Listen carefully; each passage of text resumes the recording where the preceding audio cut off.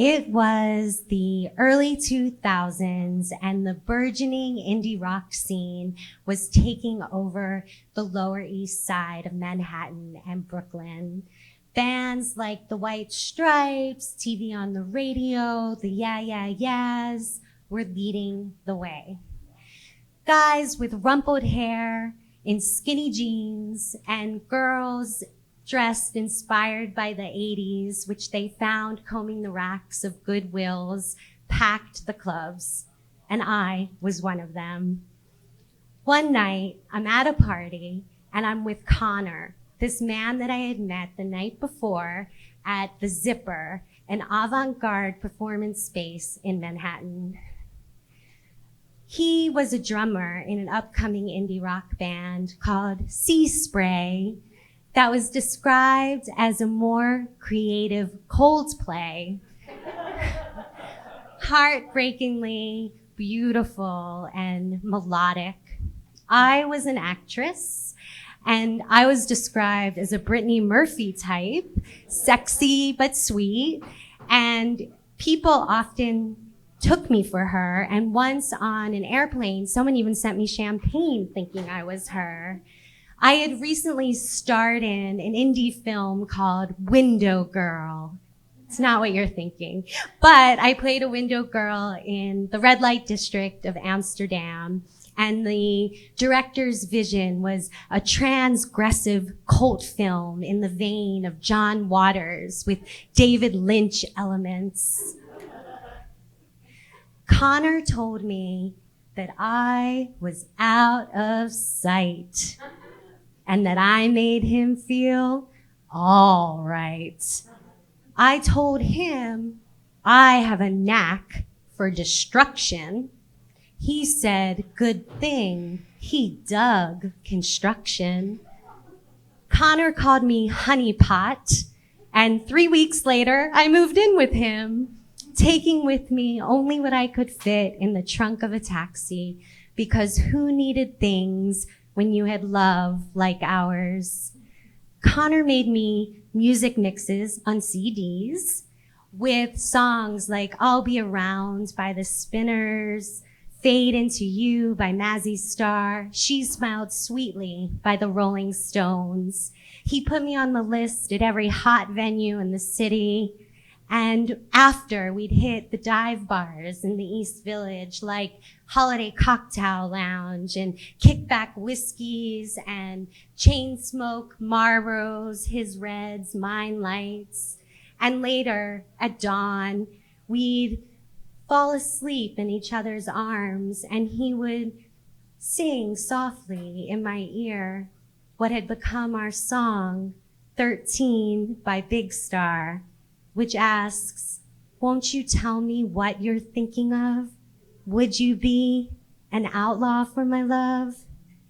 And I knew I would tell him anything, and I did.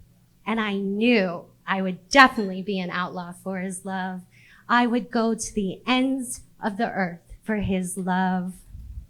And we lived in this rock-fueled love bliss. And it was August 2003, and we were approaching our 1-year anniversary. It was a sweltering day in Manhattan and Brooklyn, and we were in bed, where we spent a lot of time, and we were watching the Monterey Pop Festival, a documentary, when suddenly all the electricity went out. It was a huge blackout all through the city and the boroughs. We made tuna salad sandwiches and drank Stella and played rock and roll trivia by candlelight.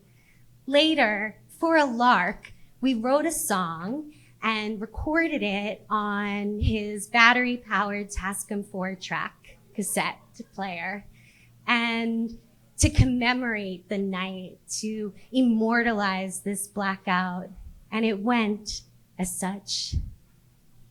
Renegade prophecy, sensational hypocrisy. We got everything we need, liquor and nicotine. Gonna get real carefree, make our own electricity. Yeah, blackout. Aw, thank you. And, over the course of the next year, we began to record and write more songs for fun. And Connor called them the bedroom tapes.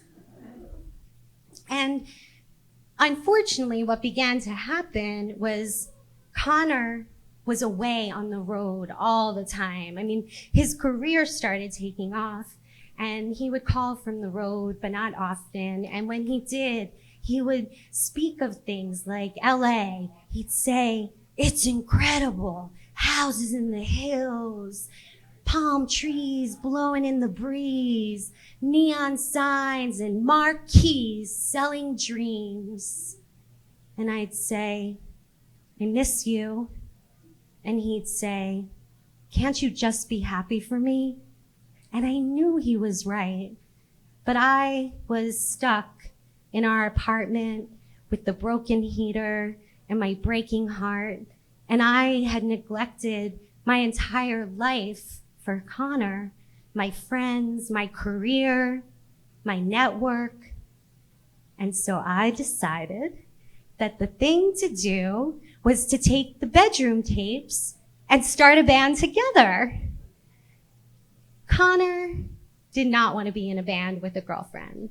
He pointed out Lindsey Buckingham and Stevie Nicks of Fleetwood Mac. I countered with Paul and Linda McCartney of Wings. I knew if we had this band that we never had to be apart. We would be together forever the way it was meant to be.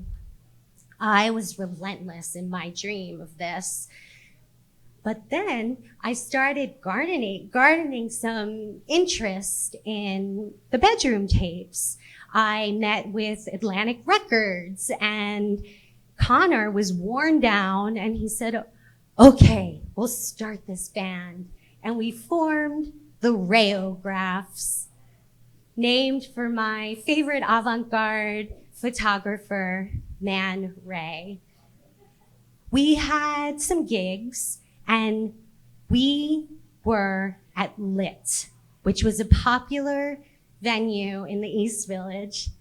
And there was huge news. Madonna's label, Maverick, was there to see us. I was in the bathroom scrunching my bleach blonde hair, fixing my fire engine red lipstick and smoothing out my black tube dress and fishnet stockings in homage to Debbie Harry from Blondie. Drinking whiskey after whiskey, inviting the liquid courage. I knew that tonight meant everything. I had to prove to Connor that this could be. There's a knock on the door, a muffled voice, "You're on." I make my way through the club. I get to the stage. The band is already there, including Connor. He shoots me a disappointed look for being late and points to his watch. I go up to the microphone and the crowd goes wild. Connor starts the song. The band joins in. I'm late coming in. Connor shoots me another disappointed look. "Focus, Erica. You can do this. This is meant to be. You're awesome. You can do this." And with all the tenacity and belief of a 20-something woman, I began what I knew was going to be our hit single. "I dirty dance, late night prance, I'll leave you in a trance. I'm mischievous, devious, dangerously delicious.